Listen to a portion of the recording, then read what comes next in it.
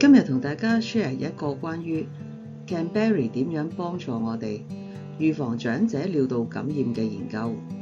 我哋用咗 Caldura 2014年嘅 article 作為 reference。HA 喺2018年做咗一個調查，報告指出，醫療機構中 catheter-associated UTI 嘅患病率係 0.27%， 每1000個 catheter day 就有 4.9 宗嘅感染。國際上每年估計有90萬宗喺醫院或者係 long-term facility 嘅尿道感染出現，平均延長咗轉嘅時間1至3.8日，而當中大概有80%嘅尿道感染係同 injuring urinary catheter 有關嘅。我哋成日聽人講話 Cranberry 係可以 prevent 到 UTI， 咁究竟 Cranberry 入邊有啲咩成分呢？ Cranberry 最主要嘅成分係 proanthocyanidins， 簡稱 PEG， 被認為可以阻止到細菌黏附作用。其他嘅成分有 organic acid， 可以輕微咁樣酸化尿液，令到細菌冇咁容易生長。仲有果糖 D-mannose， 亦都有少少阻止大腸桿菌黏附嘅作用。Cranberry 嘅運作同 antibiotic 直接殺菌係唔同。Cranberry 主要係透過阻止細菌黐住喺尿道嚟發揮作用。E. coli 係我哋常見引起 UTI 嘅細菌。E. coli 嘅表面有好多菌毛，呢啲菌毛係可以勾實尿道內壁嘅細胞，然後開始繁殖，引致到發炎同埋感染。而 Cranberry 裏頭嘅 PEGs 可以包住咗菌毛，細菌就係冇辦法黐實喺尿道壁上面。當排尿嗰陣時，呢啲冇黐力嘅細菌就好容易俾尿沖走，排出體外。而家我哋嘗試用 PICO framework 去 create 翻我哋嘅 clinical problem。喺安老院舍長期插住尿喉嘅老人家食 Cranberry 嘅補充劑，係咪可以減低尿道感染嘅機會呢？跟住落嚟，我哋 assess 翻 appraisal article 入邊嘅 PICO 可唔可以 match 到我哋嘅 clinical question。Population 65歲以上安老院舍嘅長者 ，including with or without urinary catheter。Intervention Cranberry capsule comparison placebo 加 standard catheter care outcome include instance of UTI, recurrent UTI, hospitalization, mortality rate。 compare 完之後，我哋就發覺 appraisal article 嘅 PICO 可以 totally cover 我哋嘅 clinical question。當 appraisal article 嘅 PICO 符合我哋嘅 clinical questions， 跟住落嚟我哋係要 check 下呢個 study 嘅可信性 validity criteria， 入邊包含咗病人係咪隨機分組呢？喺分組過程係有冇做到 allocation concealment？ 而兩組嘅 baseline characteristic 係咪相類似？病人 carer outcome assessor 係咪知道佢哋係屬於邊一組嘅呢？係咪所有病人都係按照原本嘅分組進行 analyse？ follow up 嘅時間係咪足夠呢？ Study 入邊用咗 block of 6嘅 randomization， 電腦分配6個 case 為一組，3個 treatment case， 3個 control case， 而每組嘅次序唔同，所以可以做到 patient 隨機分組。用電腦分配組別之後 ，code number 係放喺一個密封嘅信封入邊，確保可以做到 allocation concealment。根據 summary of patient information， 兩組嘅病人嘅 baseline characteristic 都係相類似嘅，而 study 嘅設計令到病人、護士、醫生、研究員都唔知道病人嘅分組。分析方面根據 study， 我哋發覺佢係用咗 ITT intention to treat， 包括將所有中途退出或者死亡嘅個案都係計算在內嘅。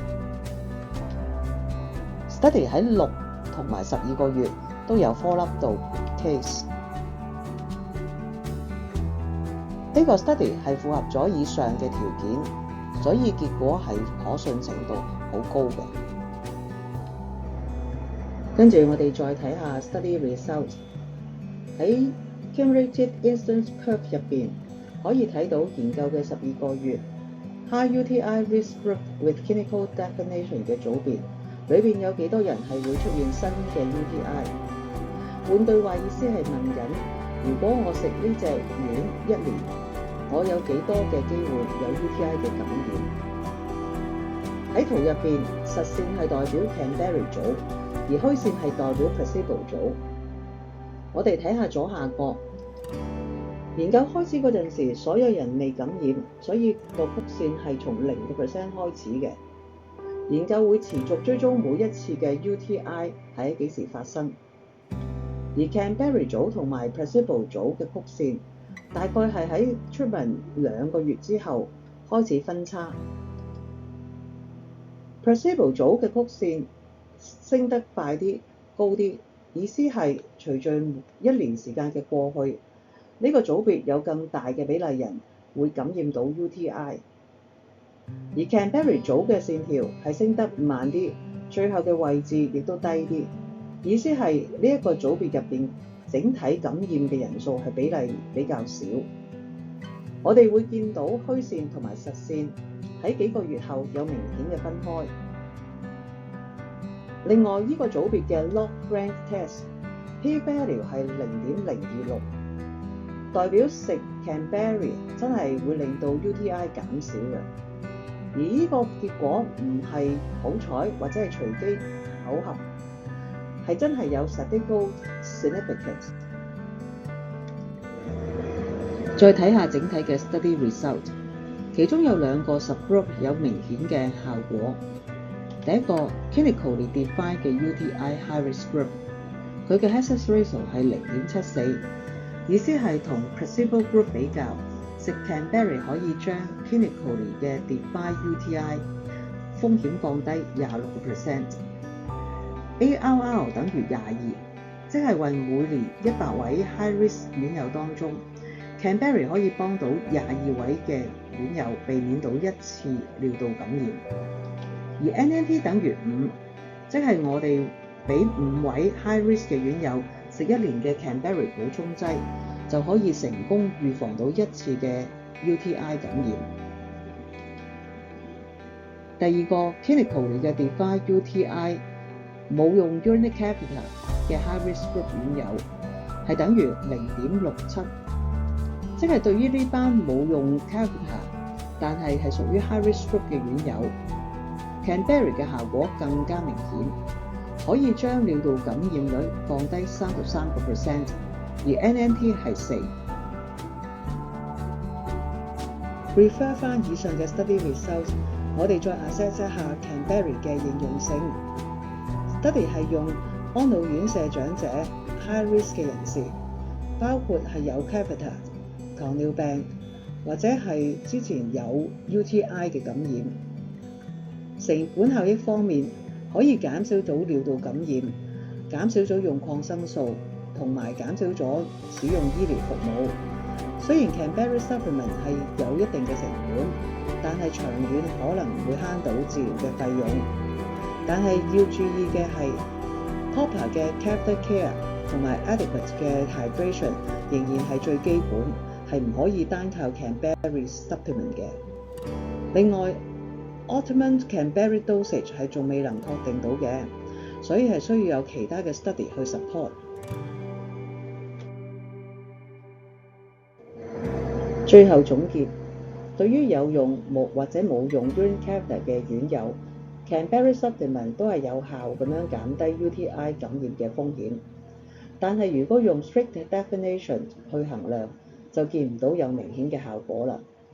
對於本身係冇任何風險因素嘅院友，就見唔到 Cranberry 能夠減低 UTI 嘅發生率。實際上 Cranberry Supplement 係為轉寫嘅體弱長者提供咗一個非抗生素類嘅 UTI prevention 選擇，可以考慮為 high risk 嘅院友提供 Cranberry 作為預防措施。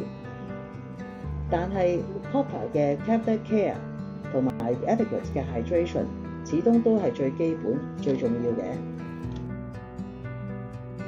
多謝大家嘅參與，我哋今日嘅分享到呢度啦。